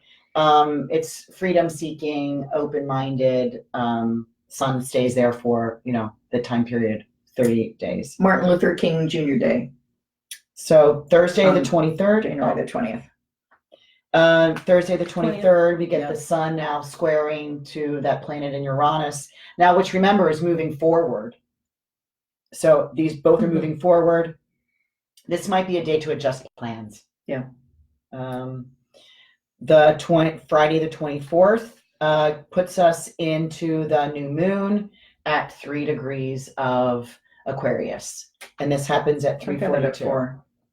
Well, we'll see. 3 or 4 around Somewhere. in that area. I don't want to take the time to look. Yeah. It might have been 3 plus. Mhm. Obviously it was. And then Saturday, the 25th, we have 1 out of 3. This is really when the planet Mercury is sextiling Mars. Mhm. And this is the first of 3 passes because Mercury is starting to will start its retrograde cycle mid-February, although I've got the shadow period not happening until February 3rd. But anyway, it's the first pass of maybe that Mercury, that thought, that thinking in a sextile to Mars, how we're going to move it forward. But then when it retrogrades, it's like, ooh, we're not supposed to move it yet. Or let's reconsider what we thought the first time around. Yeah. So pause, you want to give pause to the Saturday, the 25th. Write it down. Make sure you write it down, what your plan is, what the action plan is. I wouldn't take it into forward movement yet. No. We need to reconsider that when we get in February. But January 25 is also the Chinese New Year. And That's it is the year of the rat, which I know nothing about. It just doesn't sound cool. It doesn't know. I wouldn't want to be a rat. I'm a goat or a sheep in Chinese. Yeah, I'm a monkey. You're a monkey. Yeah, I like to flit around. And just as we talk about Sunday, the 26th, Venus is exalted in her sign of Pisces and is squaring Mars in the sign of Sagittarius. And so there's this There's conflict. it's not good for new relationships, but it might bring a little sexual, Clear the air. little sexual stuff going on. You can talk about your money and I can talk about the sexual innuendo. So there's an attraction. And so maybe it's just, maybe that's how you burn off some steam. Mm-hmm. But then Monday, the 27th is my favorite day. I was going to say, Why wouldn't it be?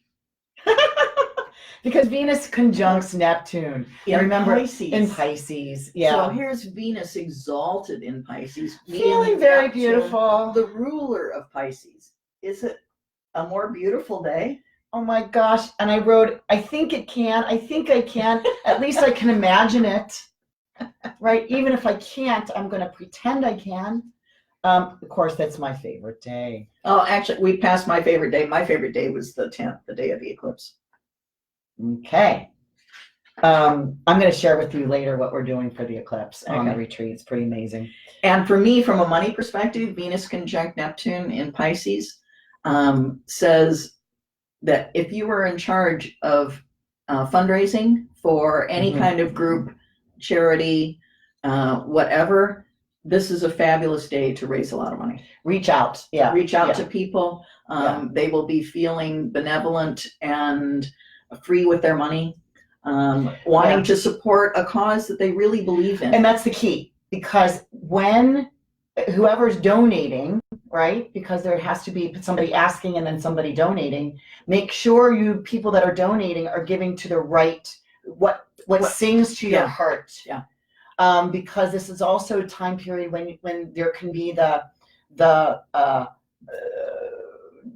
rose-colored glasses where you're not really understanding where you're giving to. Mhm. You're just wanting to give to somebody. Somebody comes in, hey, we need it, and you give, and it's not the Mhm. right group. Yeah. Right. And on the flip side, when you're doing the asking from a marketing point of view, make sure that you have subject lines and a message that aligns with this Venus conjunct Neptune in Pisces to write and to communicate with your potential donors in a way that speaks to their wanting to help, speaks to their, I believe in your Yeah. cause. Like I want so much for this to happen that I want, and I believe that you can help make that happen. right.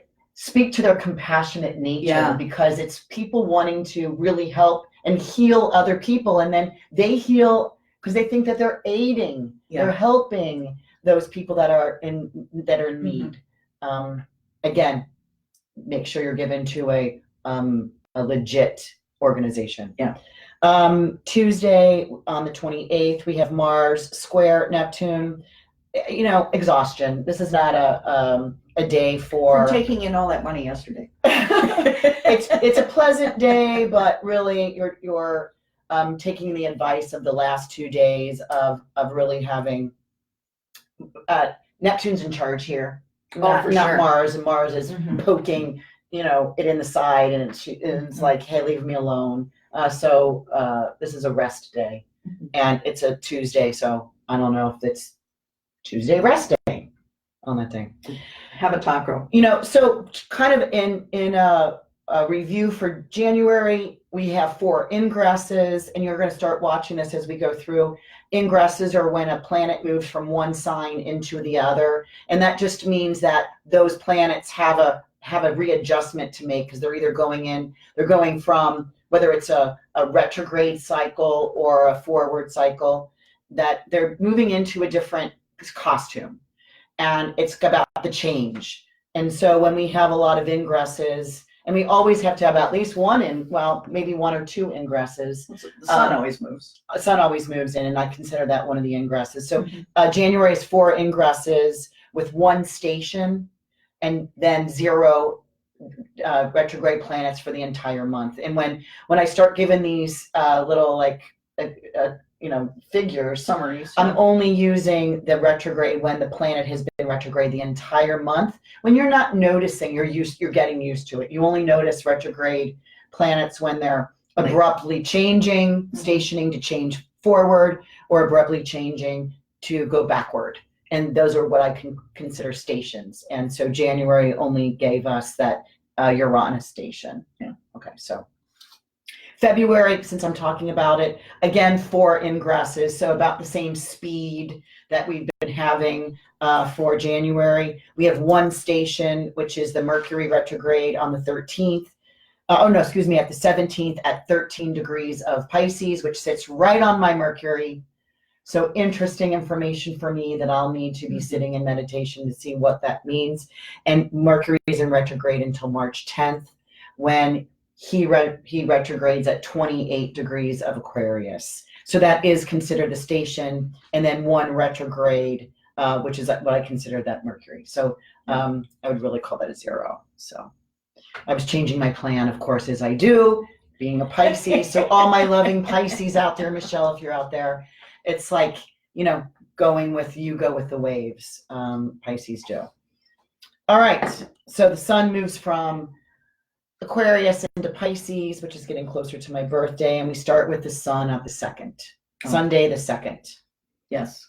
And this Venus is sextile Pluto. Yeah. An intense relationship feeling, right? Could be a fated quality. If you meet somebody around this period of time, it might be feeling like you've known this person forever. Pay attention to that. I like that kind of feeling. It's happened to me a few times in my life. Monday the 3rd, now Mercury is following Venus. Mercury moves into Pisces, and this becomes the shadow period. So the shadow period lasts until March 31st, when it leaves the 13 Pisces. So shadow period means Mercury, and all planets go into a shadow period right before their retrograde cycle and right after their retrograde, their direct retrograde cycle, because they go into degrees that they will transverse over again. Mm-hmm. And interestingly, from a political point of view, this is the day of the Iowa caucuses, which is really the first kickoff for people actually raising their hand, voting, whatever, in our presidential election. So Mercury moving into Pisces that day and beginning its shadow period says that there could be some confusion about what is said at those caucuses. this is when people from their community gather and discuss the candidates But and also that day, yeah. on that day, Yeah. and the meaning of what comes out of them could also have some confusion about it. It's pretty interesting because also Venus is sextiling Saturn on this day. Okay, so Venus is exalted, Saturn is in its domicile, Right. and this is a time to That's be strong. responsible. Yeah, it's like I need to be responsible here, right? So I'm going to cast my vote here. However, it's also a time to make adjustments, right? Because it's like Saturn, who be a woman or a man of your word. Yeah. But do I need to rethink something so that I can be, I have a new word, right? We don't know what happened in the room where it happened, right? The 5th, this is the first time that Mercury is sextiling Uranus. So write down the ideas. You might forget these. These are great insights. They're like boom, boom. Seriously, do you ever think of like, oh gosh, I wanted to tell you something. Sometimes I have to put my finger up and remember that I want to tell somebody something so I don't interrupt them. But that's today. That's that day. That's that day on the 5th. And once again, it's a sextile. So that means it just doesn't fall into your lap. It doesn't happen. You have to make a note and be proactive about actually doing it that day. It's like, I have an idea. Yeah. Oh, I better write that idea Yeah. down because Right. it will flit out. Also, Thursday the 7th, Venus now is leaving her exaltation in Pisces and moving into the sign of Aries, Where it's Which- in detriment. which is she's not happy here. So this is a big, change. Yeah, this is one of the big ingresses that we need to pay. And that's why ingresses are really important to know because there's a change in the air, a change in theme. Yeah. And now Venus, who was very cognizant, very receiving, and very beautiful, now has to get out and start knocking on doors. She has to start pushing her way through to get noticed. and we often talk about planets being in different costumes Mhm. on stage Mm-hmm. when they're in different signs. And this is when Venus has to take off the most beautiful costume where she feels fabulous, Friday, February 7, and put on Her combat. the camouflage stuff. And it's like, really? She has to get her swords out, right? Her Yeah. swords out. And Moving from she this to becomes more camouflage. Yeah. Venus just goes, oh, really? I just don't look good in camouflage. Yeah, nobody sees my figure. Okay. Not a good day for Venus. So Sunday the 9th, Full moon. full moon at 1:33 a.m. This is at 20 degrees of Leo. It's smack dab on my ascendant. Yeah, a lot of my personal planets are getting hit. Are yours this year? Are yours? Ooh. You might need a little check-in with Susan and I. So if you ever want to know what Sandy's all about, What? look on the full moon on February 9th when the full moon goes. I won't be able to hide. So I want to look at my calendar and see what's going on that day. Yeah. Sunday the 16th. So we kind of move like a whole week, right? And Wait, I have another political day. Tuesday, February 11 is the New Hampshire primary. And that's the Iowa caucuses, New Hampshire primary. We'll probably get a pretty big sorting out of who's actually going to be running after those two things by mid-February. right after the full moon. Yeah, right after the full moon.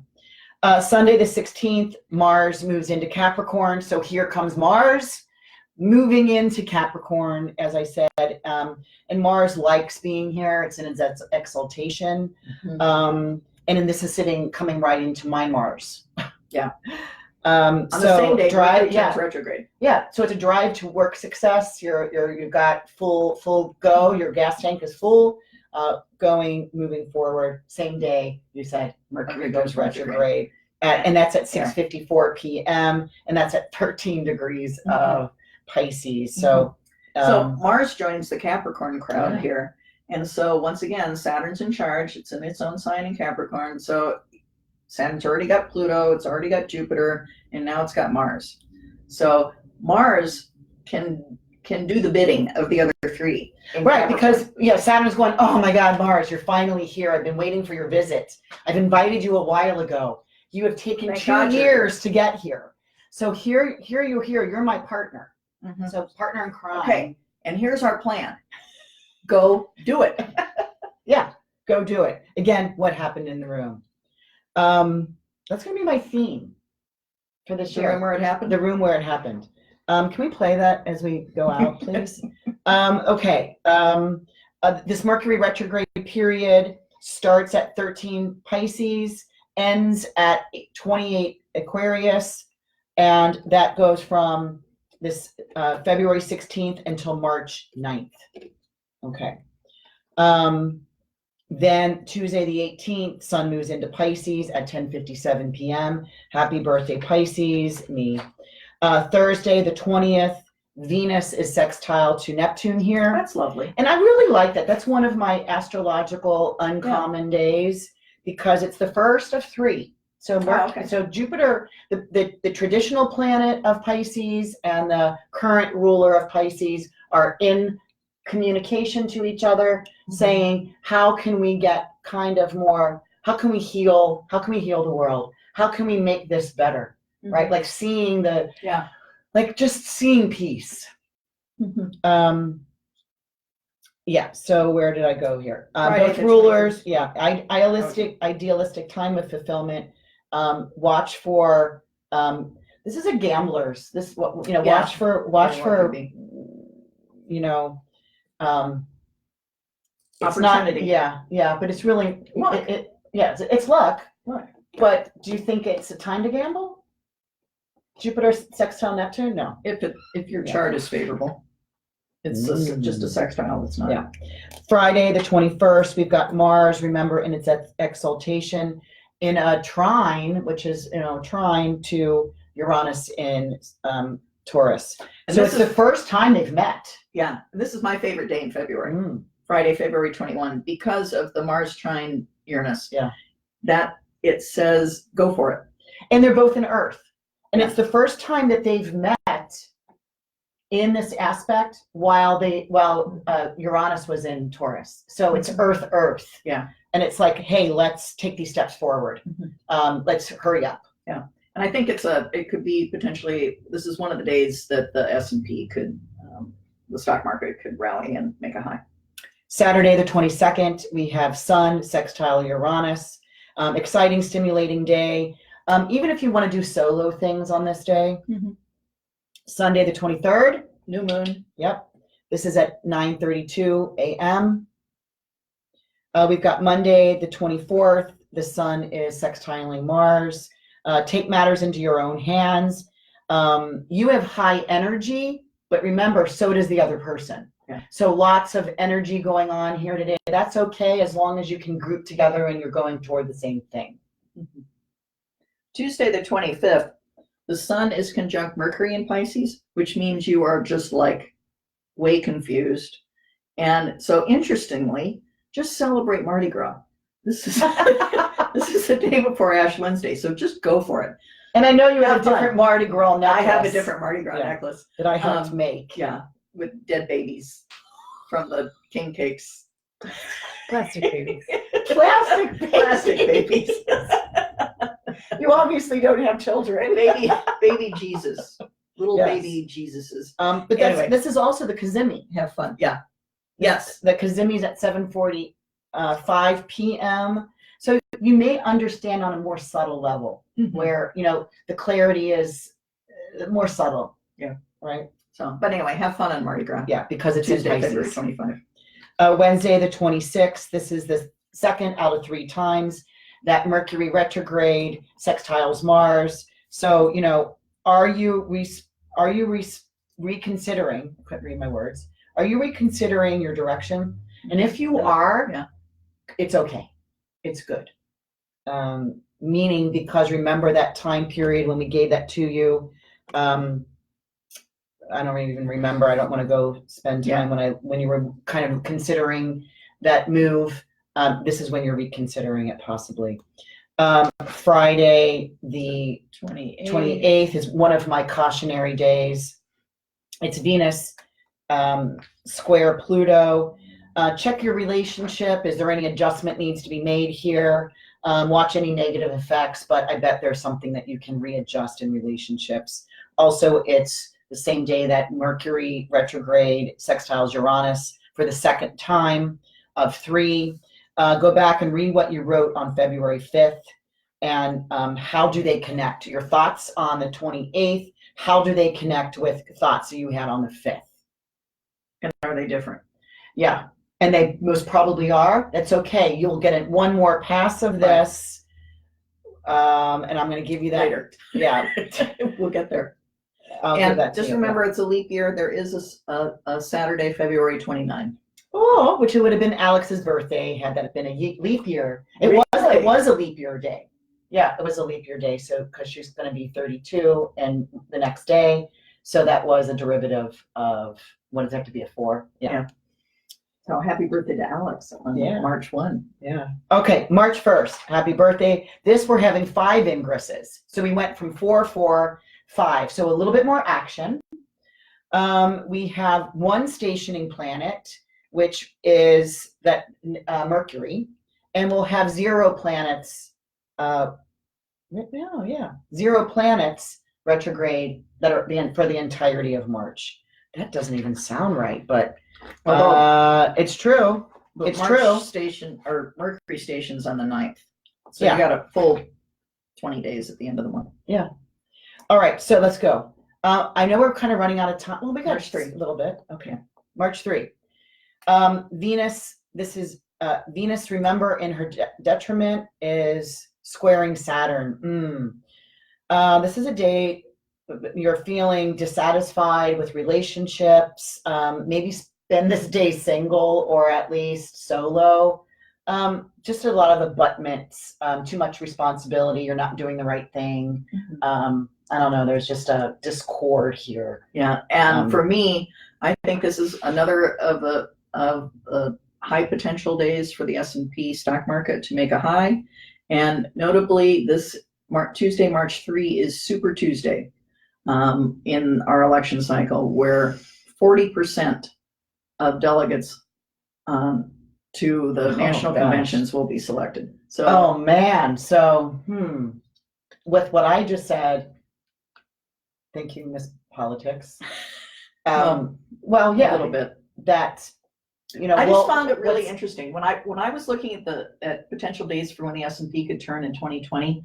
I just went through my charts and I picked the dates, and then I thought, oh wait, it's an election year. I should see what there's connection, and there's a lot of connection with a lot of the political stuff that is going on, and this is one of the bigger ones. Potential high on the day of Super Right, and I'm Tuesday. saying you may feel dissatisfied with other people, with especially the relationships. Wednesday the 4th, wow, big day going on. We got the Mercury is retrogrades back into, it's one of the ingresses. It moves backwards into the sign of Aquarius, which it likes. So it's going back since it's been here in early February. And so kind of like, what were your insights there? What were some of those inventive ideas? You get to bring them back into view.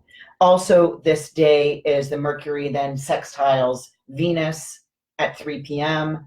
All thoughts are expressed well. So talk here, at least be in networking where you're trying to like figure some things out. And by 9 p.m., Venus moves into Taurus. Yeah, so Out of now the she gets to camouflage. take off all of her, power bracelets, her swords, her camouflage, and she gets to put on her silks again, and maybe no bra. Yeah, okay. To be really comfy. Yeah, where she's getting reacquainted with what she loves and what she values and what she desires. Yeah, so I like this. My Venus is in Taurus. So here again, this is another one of my connections here. Sunday the 8th, daylight savings time. Yay. Also on that day, Sun comes up and conjuncts Neptune and Pisces here. So be aware of the world versus you're unable to cope with all that's going on. So, Yeah. you know, a little bit of both maybe, but lot of Piscean kind of things, watery kind of things. Venus also conjoins Uranus at 3 degrees of Taurus. Unexpected love, Yeah, unexpected yeah. money. Go somewhere to meet a love interest. Oh yeah, we agree there. This is at and the last time this happened, the last time it happened was May of 2018, when it met up at 4 degrees. Yeah, but then remember Uranus went backwards a little bit and Venus stayed in. So this might be, this is not going to be the only time that Venus meets up with Uranus. Will meet up with Uranus in its own sign every year for the next, say, 6 years. Yeah. And this day is my favorite day in March, Sunday, March 8th. It is International Women's Day. I do love that. But it's not And my favorite day. I like it because it's International Women's Day. And I think it says with the Sun conjunct Neptune in Pisces that women have the opportunity to bring to the fore their connection with spirit, with Oh, I love their that. vision for how things should be. And so I want you to do that. And my headline for that day is Matriarchs Rise. But that same day too is the Venus in her own sign meets up with Uranus. Yeah. So you're There can be change yeah, from a female big female community. change. Yes. Yeah. Yeah. Ooh, See? I'm not going to change mine though. You're not going to change No. yours, but okay. But I'm going to Sunday, second March that 8th. motion. Go for it. Okay. Yeah. So Monday the 9th. This is Mercury turns direct at 28 degrees of Aquarius. But late in the day. Yeah. But it still stays in its shadow until March 31st. So, but if you have to make decisions, go for it here after the 9th. If you can wait till the 31st, you'll have a better idea More of clarity. that decision. The full moon that day too, on Monday the 9th, in Virgo. Okay.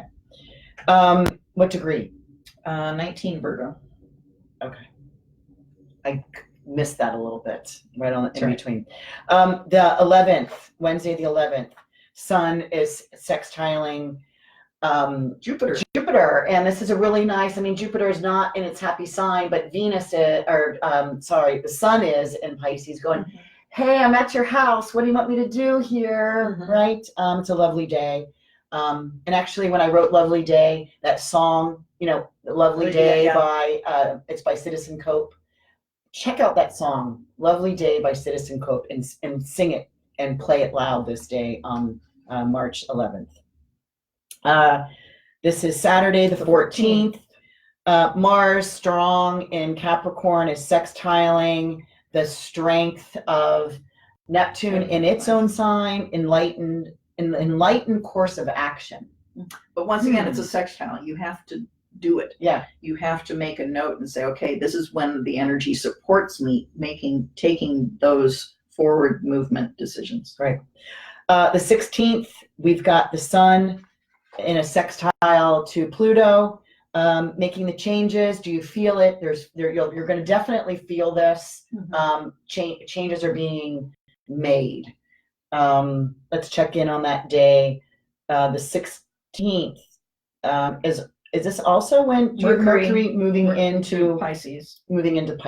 So, that's my Mercury, and sometimes I make up things. I'm very creative and I make up words. You hear me sometimes not being able to say things correctly because they get muddied and I make them up. So deal with me.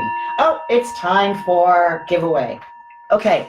And I know we still have, We have 2 weeks. hang out with us for a little bit. I know we have 4 minutes left in our We'll make it. assigned, but we're going to give away a gift. We're going to give away. And then gifts. hang with us for a little bit. We are going to finish We'll this. finish. Regardless We of have what to watch Alex's sign she's holding up over we there. only have Remember, Alex 2 is weeks to the go. time, wrap it up, stop. That's her dance. All right. What number do I pick for another chakra set? We had a couple more people register, so we have 1 through 41. I'm going to pick 19 because that's my birthday, March 19th, in case you want to know. March Winsky. March, March Winsky. Winsky. That sounds familiar. no, is that It's Madeline? Is that maybe Madeline. Madison? Is that Madison? Yay, Madison! You win. Yeah, that's her last name, Marchinsky. Okay. Yeah, yay! I need to talk to you too. All right, we also Okay. need to get your And address. which I 2 month think I have. subscription to Red Letter Trading Days about the markets. I pick 38. 38 is Mary Unker. Oh, yay, Mary! Yay, Mary! Good. And that's good, Mary, because you're usually sitting here. And this is, by the way, by everyone. No one's sitting in the room here except Susan, I, and Alex, because we're changing into a new profile for 2020, which we haven't announced yet. Because we're going to talk about it over lunch here in a little bit. So let's Yes. wrap this up so we can get to lunch. I made a really nice lunch. Wait till you see it. Let me guess. You can't. No, it's not salmon. It is tuna. I do cook fishy things too. Because she's Pisces. Okay, March 19. spring equinox, International Astrology Day. Happy birthday to me. And it is not my favorite day yet. No? No. So this is, sun moves into Aries. And so again, it's that equinox. So it's equal day, equal night. This again is another portal. All those equinoxes and solstices are portals. I came in during a portal. My chart sits right on the Aries point, my sun and moon. So I feel these days. Yeah. Is your solar return on the 19th or I didn't, earlier? Have you run it yet? I did, but I don't remember and I don't like it. Ah. I got a Scorpio rising. Oh. So I'm looking to see where I can go. Who wants to invite me far, far away? Because I'm going to have to get rid of that. I don't know. We'll see. I might want Mars. You could. I might want Mars to give me more, but we'll see. Let's keep going. Yeah. Also on the 19th, the sun sextile Saturn. Seeing the way, being able, sun bright, shining light on Saturn. What is the way? What's the direction I need to take my determination and trek on? Keep moving. Yeah. And the next day, Friday, March 20th, Mars is conjunct Jupiter in Capricorn. So in terms of what you just said about forging your way, that energy supports it. Mars in Capricorn is like leading the charge for the crusade for the best reason possible. And conjunct Jupiter says, okay, we can do it. We can make it happen. And then you all of a sudden see all of the people that are coming up over the mountaintop, and you see the ridge of people that are ready to march with them. Yes. Right? Yes. Reminds me of my Outlander shows.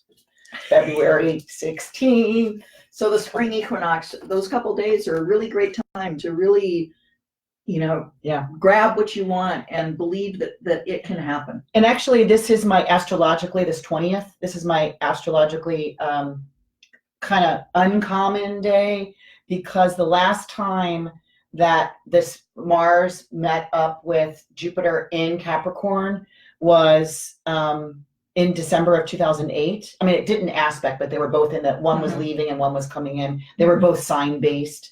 And then it again in January 1996, same sign, no aspect. And then in October of, I don't know why I'm going all over back and forth. Oh, I'm going backwards, that's fine. October 1984, it did hit up. It did hit up. So, is it having lots of confidence to know that you're going in the right direction? Absolutely. Or is it too much confidence and you think you're right, you're right, you're right, and you may not be? So I don't know what. I think you have control over it because Saturn is still in Capricorn that day. Okay. However, Saturn moves into Aquarius the next day. Okay. So there is that feeling of I'm right, I'm making the move, and then there's change. Which part is part of the move? Right. Or yeah. But Saturn moves into Aquarius on March 21st. it also rules Aquarius I know. in addition to Capricorn. So it's still in charge, Mhm. but just not in such a restrictive way. Saturn in Capricorn says, here's the box that everything has to fit in, and that's a good thing. We all need boxes. Saturn in Aquarius says, okay, but maybe we could make the box this shape. Does it have to be square? Maybe it could be a different shape. Maybe we could put different things in the box. It's Aquarius. it's Aquarius. Unique and It's- different and out of the box. Out of the box. Yeah. Yeah. I like Okay, the really, box Saturn, do we analogy. have to have the box? Maybe not. Well, but Saturn goes back into Yes. the box because Yes. it retrogrades back into Capricorn throughout this year. Mhm. All right, so where are we? Sunday the 22nd. Now this is the third pass of this Mercury sextile Uranus. Remember what happened February 5th? This is the third pass. Your writings now, whatever you've written, your ideas are now holding true. Go ahead with those thoughts. Mhm. This is when I give you permission. If I were in a reading with you. And particularly Also, yeah. the wacko ones, since now Saturn is an What'd you Aquarius. call it? Wacko. Okay. I like that word. Wacko? I kind of do. And I would, Coming from you, I do. I would spell it WACKO or WHACKO. Oh, dear Lord, let's Either not way. talk about it. Let's get really specific. I'm going to just say wacko. Wacko. Venus sextile Neptune, another Yeah. lovely day. Yeah, it's romance and fog. It's like, you can almost picture, some commercials on, but, get yourself in a hot bathtub and watch the steam rise from, because I just did that last night. Okay. Did you notice? Mhm. And candles all lit. I I try to do that more and more, at least 2 or 3 times a week. I challenge all of you to do that, because we do need to find a peaceful place that at the end of the day we can respite. Really, really. Does it ground you? Yeah, it does. But I'm a Pisces. But you're would you a do? water sign. Yeah, I'm a water sign. Where would you go to ground at the end of the day of a hard day? I would be more earth oriented. I mean, the sitting in my home somewhere that's safe. Yeah. I would be somewhere safe. Yeah, where do you guys ground at the end of the day or the hard day, or you've got a big, hump to get over? I've had some really big days, and that's why I've been like, oh my gosh, it's time for bathtub. Oh yeah. See, I haven't taken a bath in decades. Oh my God. Okay. Monday, March 23. Yeah. Mars conjunct Pluto in Capricorn. Yeah. Whoa. Power, pay attention, intense drive, use it for good. Use it for good. Don't use it for destruction. It's not about this. Like, oh, you really want to make? Oh, you want to see? Because the other person's just as powerful. Yeah. So, this happened last time, April 2018. Is this also? Oh, because Mercury. Why do I have here? No, I don't know why I wrote that. Something's now forward. I can't even write my own reading. Oh, I can't Oh, you're even. getting like I can't me. even read my own writing. There's my Okay. Pisces. That's me. I don't know. Okay. New Tuesday the moon. 24th New moon in Aries on Tuesday, March 24th. at 4 degrees. So all you early degrees of, which would be about March 23rd, 24th birthday. That's at 4:28 a.m. And for anybody though, new moon in Aries, you can think about, okay, what do I need to do? What kind of action do I want to take in the next 2 weeks to come to fruition by the full moon? So Saturday the 28th is my favorite day. We've got That's Ve- when we're having our Q2. Oh my gosh! Look. Let's see what's going to happen that day. Yeah, because it's about it's Venus sextile Jupiter. Trying. Or trine Jupiter. So both in earth signs. So there is a feeling of wanting to have possessions, feel good, bringing something in that's tangible. These two, Venus isn't happy here. Jupiter not so, but Jupiter can still give in earthbound ways. So we'll see what kind of flowers or beautiful things I have here. And you have Maybe I'll Venus- wear a ring. I never wear rings. And Venus is trine Pluto. So here's Venus Yeah. trine both. Here's Jupiter and Pluto right over here, they're about to make their first conjunction in April. And here's Venus over here trying both of them. Mhm. Pretty powerful day. Yes, I wrote sex. You It would. increases, well, it's profound. It's internal. It's transformative. It's express it with incredible deep love, right? Or use it as an art project, which is probably more in my lane these days. And my note, because Venus is money, Jupiter is lots of it, and Pluto is debt and power about it. I see this trine, which makes them work easily together. I see this as a potential time for throwing lots of money at problems to see if it will make them go away. Just a lot of expenditure. Is that about around? We're coming up to tax season too, so maybe Yeah, pay it off early. yeah. Get it in. But just Okay. a lot of money floating around trying to solve something that may not be able to be solved. All right, coming down for the last 2 days. Monday the 30th, Mars moves into Aquarius, and not so happy there. It's an air fixed sign. Mars likes to move fast. It's fixed. It really can't move as fast. And this is also the day that Mercury is out of its shadow. Yeah. So again, decision are fruiting. What's fruition in action? Fruiting? I think that's it. I'm going to make that up. Okay, that sounds good to me. On Tuesday the 31st, this is my cautionary tale of the day of March that to be cautious about. It is the day that Mars and Saturn conjunct in this new sign that they're kind of like, they just met, right? They just met back and they were the comrades.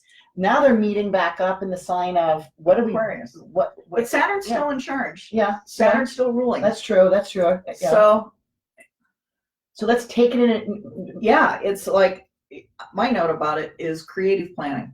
Yeah. So You need to follow a plan. Take it slow. It might be frustrating, but that's what I've got. So have a team meeting where you just let everybody brainstorm and no idea is bad. Yeah, because now that it's out, Mercury's out of its shadow the day before. Mm-hmm. So really, decision-making time here. Phew. 9 minutes late. Do we have any questions? Thank you guys for hanging with us. We have some questions. No questions. Everybody's at lunch. No, she said there's questions. Oh, there are questions. We got over 20 people. I'm seeing if there's any. Anyway, thanks for joining Thanks with very much. us. There are no questions? Not at Oh, okay. I thought you now. said yes, there were.